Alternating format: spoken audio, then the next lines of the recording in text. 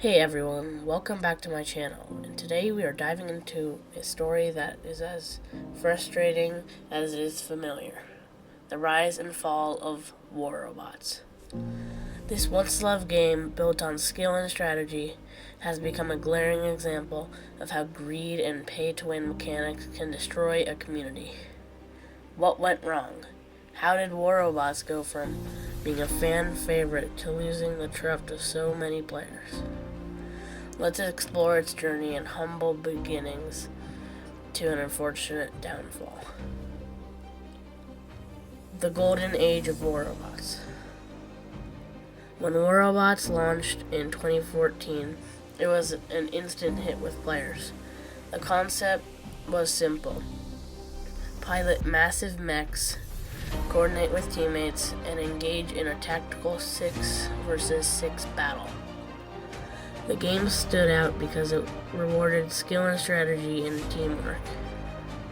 Every player started on equal footing with access to the same basics robots like the Boa and Destroyer.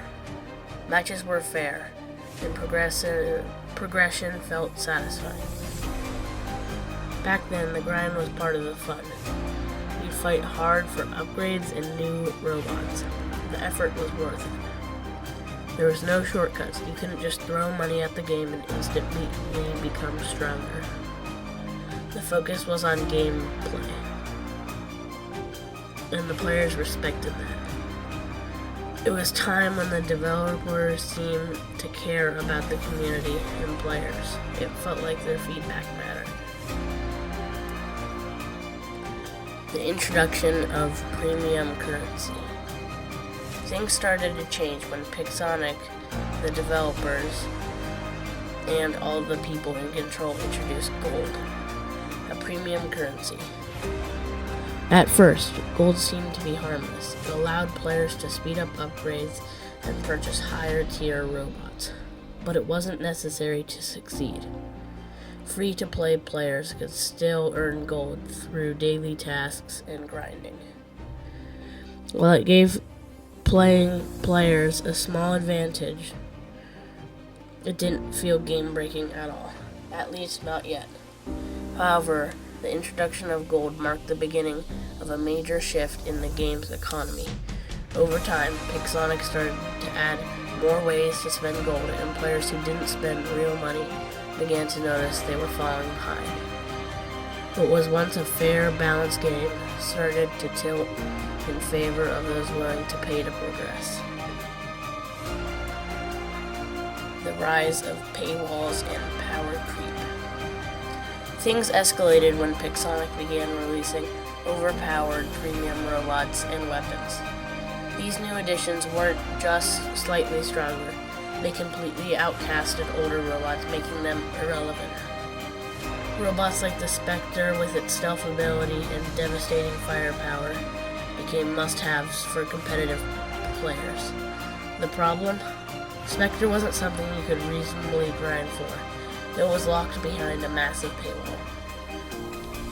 The pattern continued with every update, every few months. Pixonic would release a robot or weapon that was even stronger than the last.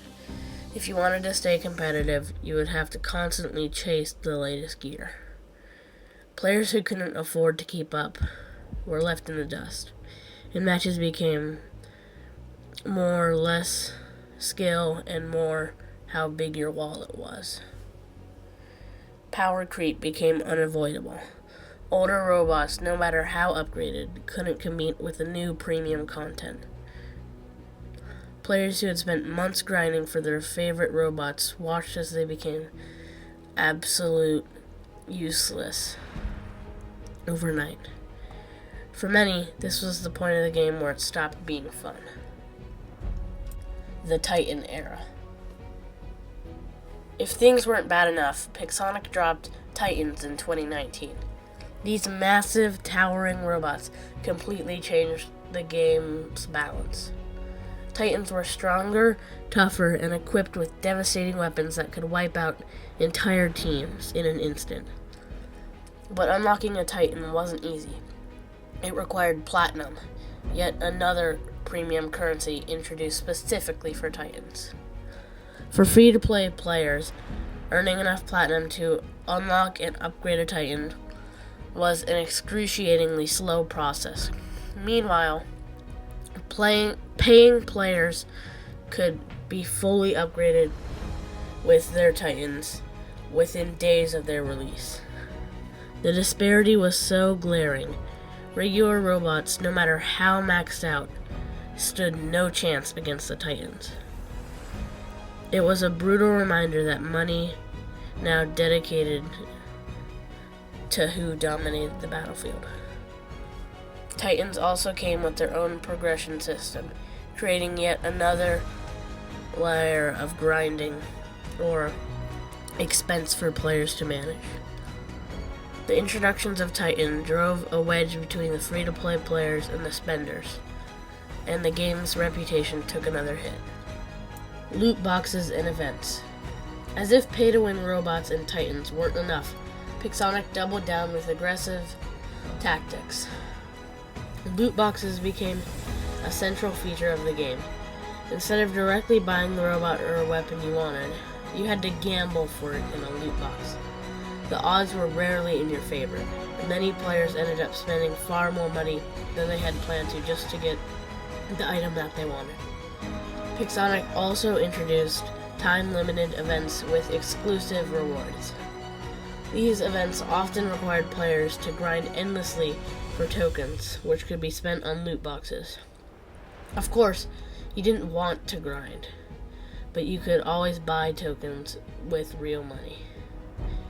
These events felt less like celebrations and more like cash grabs. All of these loot boxes overshadowed everything else.